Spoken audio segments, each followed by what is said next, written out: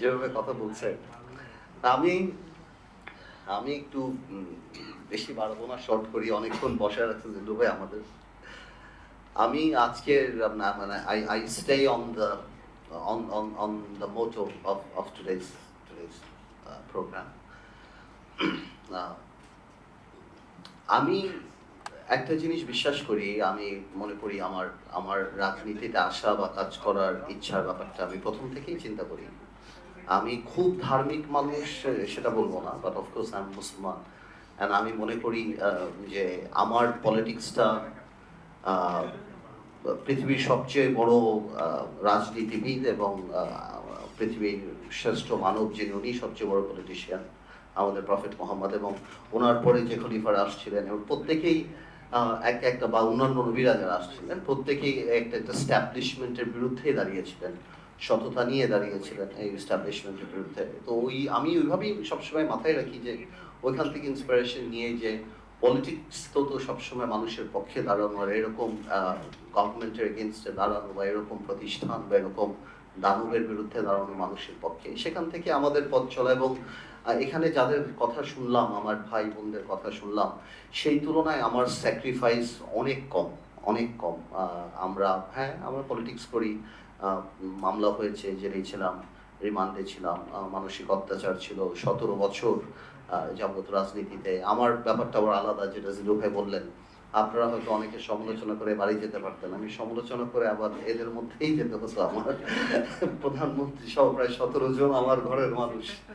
তো আমি মাঝে মাঝে এখন রসিকতা করে আমার স্ত্রীকে বলি যে ফেসবুকে একটা পোস্ট দেখলাম আমার স্ত্রীর ছবি। উপরে লেখা একমাত্র শেখ যিনি মুক্ত।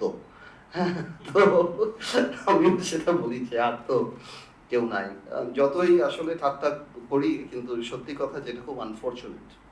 বাংলাদেশের জন্য আনফরচুনেট, আওয়ামী লীগের মতো একটা দলের জন্য আনফরচুনেট, এত বড় একটা রাজনৈতিক দল। আ আমরা এই পতন থেকে কি লাভটা হলো এই সরকারের মানে যে সরকারটা চলে গেল এত বড় একটা রাজনৈতিক দল। আমি সবসময় বলি এখান থেকে আমাদের শেখার আছে। যে আল্লাহর এই জমিনে অহংকারের সাথে হাঁটার কোনো সুযোগ নাই। হ্যাঁ, আমরা মাটি ভেদ করে যেতে পারবো না, আকাশ ছিদ্র করে উপরে উঠতে পারবো না।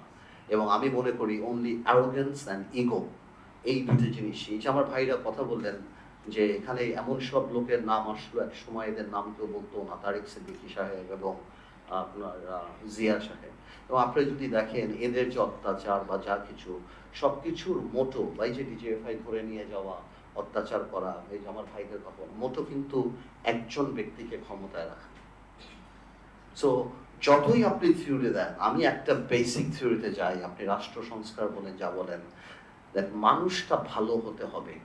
ভালো মানুষের রাজনীতিতে আসতে হবে। আপনি খারাপ মানুষ আনেন, আপনি যেই সংস্কারই করেন, we will corrupt the system যদি খারাপ হয়।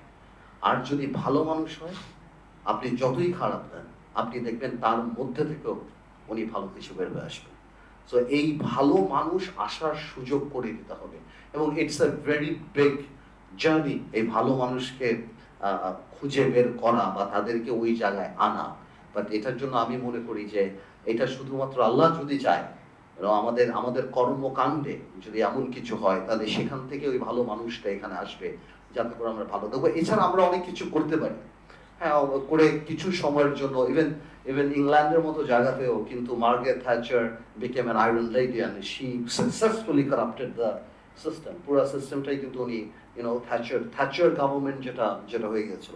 তো আমি তাই বললাম আমি সেই জিনিসটাকে সেভাবেই দেখি যে আমাদের আসলে এখন কোয়েস্টটা থাকা উচিত ভালো মানুষদেরকে অ্যাকোমোডেট করার জন্য, ভবিষ্যতে রাজনীতিতে আসার জন্য তারা কিভাবে, কারণ একটা দেশে যদি ২০ বছর ম্যাট্রিক পাস না করে আপনি অটোমেটিকলি ডক্টর ইঞ্জিনিয়ার পাবেন না। গত ২০ বছরে ৩০ বছরে ভালো মানুষরা রাজনীতিতে আসতে চায়নি, যে কোনো কারণেই হোক। হ্যাঁ, আপনি বলতে পারেন রাজনীতি খারাপ ছিল বা এই কারণও ছিল যে আমরা অনেক সেলফিশ হয়ে গেছিলাম, আমাদের হিরো যেটা একটু আগেই বলছিলাম যে একসময় হিরো ছিল আপনার সরোয়ার্দী সাহেব, শেরে বাংলা গফরুল্লাহ, বঙ্গবন্ধু বা জিয়াউর রহমান বা ভাসানী সাহেব। এখন হিরো আমাদের পরিবর্তন হয়েছে। রাজনীতিবিদ আর নো মোর হিরোস। তো যেই কারণে রাজনীতি করতে চাইলেও কেউ হয়তো আবুল হোসেন হইতে চেয়েছে, কেউ হয়তো দরবেশ হইতে চেয়েছে। বাট রাজনীতি দেশের জন্য করবে ওই চিন্তা থেকে মানুষ অনেক দূরে সরে গেছে। এই কারণে রাজনীতিবিদ আসে নাই। আর রাজনীতিবিদ যেহেতু আসে নাই, সেহেতু আপনি if you have a bad cook you'll have bad food. Simple. আপনার যদি খারাপ বাবুর্চি থাকে, আপনি পৃথিবীর সবচেয়ে ভালো উপকরণ নিয়ে এসেও আপনি ভালো রান্না পাবেন না। সিম্পল। সো আমাদের এই জিনিসটা মাথায় রাখতে হবে। এবং সামাজিক অবক্ষয় যখন হয় তখন সব জায়গাতে হয়। আমি অনেক দেখলাম যে আমি একটু একটু পজিটিভ চিন্তা করি।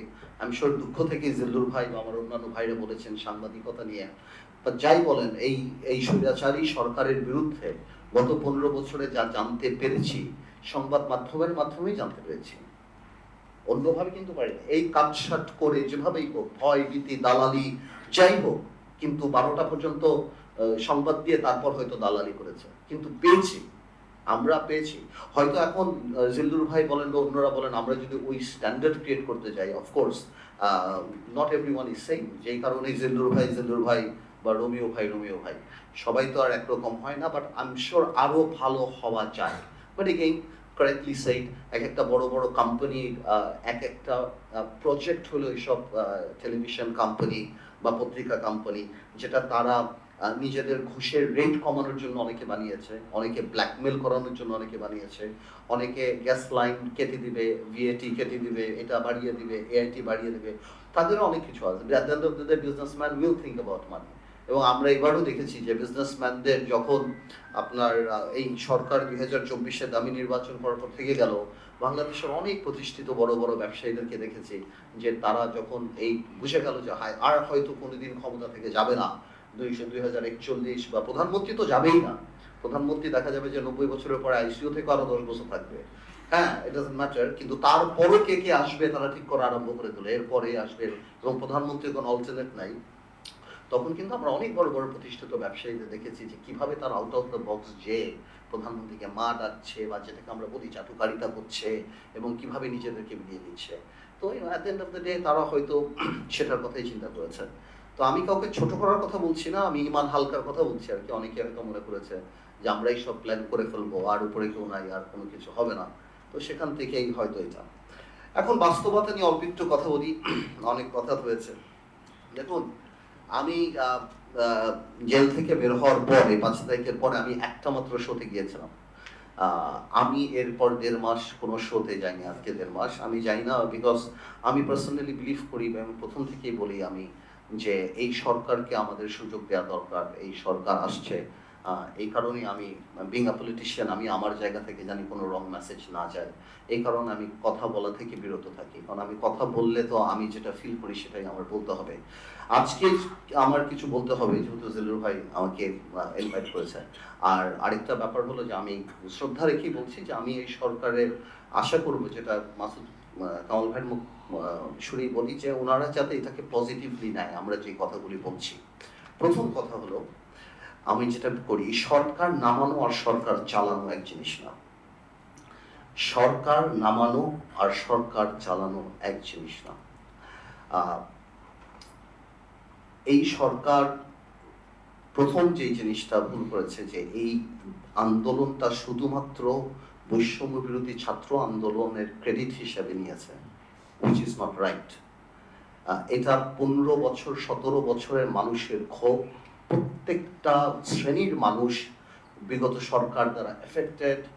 কেউ ডিম খেতে হয়েছে আপনার বেশি দামে, কেউ মাছের চেহারা দেখে নাই, তালাপিয়া মাছ খেতে হয়েছে, কেউ চাকরি হারিয়েছে, কেউ পত্রিকা খুলে দিয়েছে, লক্ষ কোটি টাকা পাচার, কেউ হয়তো গুম হয়েছে, কারো আত্মীয় স্বজন গুম হয়েছে, কেউ হয়তো ভোট দিতে পারে নাই, কেউ হয়তো হাজারো প্রবলেমস। এই কারণে এবং বিভিন্নভাবে যখনই মিশুক মনির থেকে আরম্ভ করে যত আন্দোলনই হয়েছে, এবং যত নিরাপদ সড়ক বলেন যা যা হয়েছে, সরকার খুব সুন্দর করে আন্দোলনগুলিকে আলাদা আলাদা ভাবে ডিল করেছে। এই একটা আন্দোলন যেখানে আমরা সবাই এক হয়ে যেতে পেরেছি কোনো না কোনো কারণে। আমরা একটা থ্রেড, একটা সুতোর মধ্যে, যেহেতু ছাত্র এটাও কোটা থেকে আরম্ভ করেছিল, তার একটা পার্টিকুলার একটা কারণে, আপনারা সবাই জানেন এটা। এবং তারপরে কিন্তু যখন রক্তের বন্যা হয়ে গেল এবং মানুষ মারা আরম্ভ হলো, এবং আস্তে আস্তে আমরা সবাই এটার মধ্যে ঢুকে গেলাম। এবং যখন সরকারটা শেখ হাসিনা সরকার চলে যাওয়ার পরই যখন এই কথাগুলি আসা আরম্ভ হচ্ছিল, যে আন্দোলনটা ওনাদের বা এক স্বৈরাচার যে আরেক স্বৈরাচার আসবে কিনা বা এই ধরনের কথাবার্তা আরম্ভ ছিল, স্বভাবতই একটা গ্যাপ কিন্তু দাঁড়িয়ে গিয়েছিল সাধারণ মানুষের মাঝখানে। আমার বোন একটু আগে বলল, আমার এক বোন ওখানে বলে গেল আহ, যে কেন যারা আন্দোলন করছিল তাদের গ্রাম অঞ্চলে অনেকে তাদেরকে ধমক দিচ্ছে বা তাদেরকে সিকিউরিটি হচ্ছে, এইটাই রিজন সিকিউরিটিটা হওয়ার। Because you have to understand that we are organised political parties. আমাদের মাইন্ডসেট গ্রামের মাইন্ডসেট এক না। আপনি ভোলাতে যে আমার বাড়ির সামনে আমাকে গালি দিতে পারবেন না, এটা রাইট অর রং অন্য কথা, but it's not the culture. Culture and democracy যখন বাধে, culture prevails. I am not getting with argument এটা রাইট অর এটা রং। আপনি বাংলাদেশের কালচারে খালেদা জিয়া বা শেখ হাসিনা বা আমার বাড়ির সামনে যে আমাকে গালি দিতে পারবেন না, আমার দারোয়ান এসে আপনাকে মারবে বা ধমক দেবে বা লাঠি দিয়ে বাড়ি দেবে, এটাই কালচার। আমরা এখানে যেটা করি আর গ্রাম অঞ্চলে যেটা হয় বা আমাদের যেখানে আমরা ডিপলি রুটেড, সেখানে হয় না, সেটা হবে না। ওই কথাগুলি বলার কারণে একটা বিরাট বৈষম্য বা একটা বিরাট গ্যাপ কিন্তু দাঁড়িয়ে গেছে। আমরা পলিটিক্যাল পার্টিরা কিন্তু ধৈর্যের সাথে এটাতে আছি। আমরা বলেছি নো প্রবলেম, কোনো অসুবিধা নেই, আপনারা কাজ করেন, সংস্কার করেন আপনারা, আমরা আপনাদের পাশে থাকতেছি। আমরা কিন্তু বলি নাই, বিএনপিও খুব ম্যাচুরিটি করছে, আমরাও বলছি, আমরাও বলি, আমরা যারা ছোট বিএনপির সাথে আমরাও স্মল স্টেক হোল্ডার্স। আমারও 3টা ছেলে মারা গিয়েছে এই আন্দোলনের সময়। হ্যাঁ, বিএনপির 400 450 জামাতের মারা গেছে, আরও অনেকে মারা গেছে। আমি সেটা বলছি, সেখানে একটা টেকনিক্যাল ভুল কাজ। I will not